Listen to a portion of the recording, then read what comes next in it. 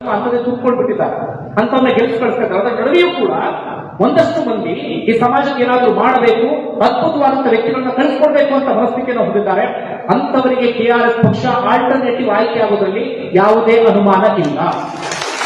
ಇವತ್ತಿನ ನಮ್ಗೆ ಅನಿಸ್ತಾ ಇರಬಹುದು ಏನೋ ಸಣ್ಣ ಮಟ್ಟಿಗೆ ಹೋಗ್ತಿದೆ ಅಂತ, ಅದು ಮುಂದೊಂದು ದಿನ ದೊಡ್ಡ ಮಟ್ಟಿಗೆ ಭರವಸೆ ಆಗುವಂತ ಪಕ್ಷ ಈ ಕೆಆರ್ಎಸ್ ಪಕ್ಷ. ಎಷ್ಟು ಖುಷಿ ಆಗುತ್ತಂದ್ರೆ, ಈ ಹಳದಿ ಬಟ್ಟೆ, ನಾನು ಒಂದು ವಿಡಿಯೋದಲ್ಲಿ ಕರೆದಿದ್ದೆ ಹಳದಿ ಸೈನ್ಯ ಅಂತ ಹೇಳಿ. ಈ ಹಳದಿ ಸೈನ್ಯದ ಸೈನಿಕರು ಇವತ್ತು ಬರ್ತಿದ್ದಾರೆ ಅಂದ್ರೆ ಎಷ್ಟೋ ಪೊಲೀಸ್ ಸ್ಟೇಷನ್ಗಳಲ್ಲಿ ಹೆದರ್ತಾ ಇದ್ದಾರೆ, ಎಷ್ಟೋ ತಾಲೂಕು ಆಫೀಸ್ಗಳಲ್ಲಿ ಹೆದರ್ತಾ ಇದ್ದಾರೆ, ಅಥವಾ ಎಷ್ಟೋ ಸರ್ಕಾರಿ ಕಚೇರಿಗಳಲ್ಲಿ ಯಾರು ಕಟ್ಟಿರ್ತಾರೆ ಅವರಿಗೆ ನಡುಕ ಶುರುವಾಗಿದೆ. ಹಳದಿ ಸೈನ್ಯದವರು ಬರ್ತಿದ್ದಾರೆ ಅಂತ. ಇದು ನಿಜವಾಗ್ಲೂ ಒಂದು ಪಕ್ಷ ಮಾಡಬೇಕಾದಂತ ಕೆಲಸ. ಇದು ಒಂದು ಪಕ್ಷ ರಾಜ್ಯದಲ್ಲಿ ಭರವಸೆ ಮೂಡಿಸಬೇಕಾದಂತ ಕೆಲಸ. ಈ ಕೆಲಸ ದೊಡ್ಡ ಮಟ್ಟಿಗೆ ಆಗಲಿ ಅನ್ನೋದು ನನ್ನ ನಿರೀಕ್ಷೆ. ಇನ್ನೊಂದು ಬೇಸರ ಅಂದ್ರೆ ಒಂದು ಜೆನ್ಸಿ ಅಂತ ಜನರೇಷನ್ ಅನ್ನ ಕರಿತೀವಿ. ಇತ್ತೀಚಿನ ಜನರೇಷನ್ ಬಹಳ ದುರಂತ ಅಂದ್ರೆ ಇಂತಹ ವಿಚಾರಗಳ ಕಡೆ ಹೆಚ್ಚೆಚ್ಚು ಗಮನ ಕೊಡಬೇಕಿತ್ತು. ಆದ್ರೆ ಇಂಟರ್ನೆಟ್ ಫ್ರೀ ಬಂದಿದೆ. ನಾನು ಯೋಚನೆ ಮಾಡಿದ್ದೆ, ಇಂಟರ್ನೆಟ್ ಫ್ರೀ ಸಿಕ್ಕಾಗ ಆ ವಿದ್ಯಾರ್ಥಿಗಳಿಗೆ ಎಜುಕೇಶನ್ ಸಿಗ್ತಾ ಇದ್ದ ಹಾಗೆ ಅವರು ಬದಲಾಗ್ತಾರೆ, ಸಮಾಜದ ಅನ್ಯಾಯಗಳನ್ನ ಪ್ರಶ್ನೆ ಮಾಡ್ತಾರೆ, ಭ್ರಷ್ಟಾಚಾರವನ್ನು ಪ್ರಶ್ನೆ ಮಾಡ್ತಾರೆ ಅಂತ.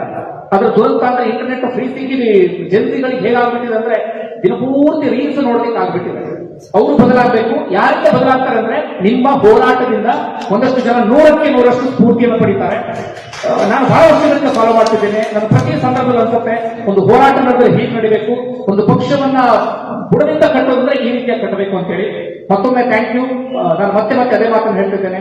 ಬೇರೆ ಬೇರೆ ವೇದಿಕೆಗಳು ಸನ್ಮಾನ ಸ್ವೀಕರಿಸಿದ್ದೇನೆ, ಆದರೆ ಈ ವೇದಿಕೆಯ ಸನ್ಮಾನ, ಈ ವೇದಿಕೆಯ ಗೌರವ ಅದೆಲ್ಲದಕ್ಕಿಂತ ಒಂದು ತೂಕ ಜಾಸ್ತಿ ಅಂತ ನನಗೆ ಇವತ್ತು ಅನಿಸ್ತದೆ. Thank you.